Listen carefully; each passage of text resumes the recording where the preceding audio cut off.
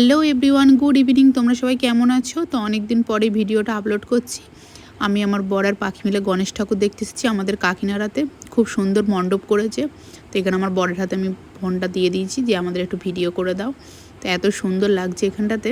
তো অনেক দিন পরে আমি আপলোড করছি। তোমরা অনেকে কমেন্ট করে বলবে যে এতদিন গণেশ পুজো হয়ে গেছে, এতদিন তোমরা ভিডিওটা ছাড়োনি কেন? তো যাই হোক, কিছু কারণের জন্য ছাড়তে পারিনি। আর এখানে তোমরা কিছু নোটিশ করলে দেখো, পাখি দেখো কি করছে। গণেশ ঠাকুরের নজর লেগে যাবে, ওই জন্য দেখো কি করলো। তো যাই হোক, তো চলো গণেশ ঠাকুর দর্শন করে নাও তোমরাও একটু। তোমরা দেখতে থাকো ভিডিওটা।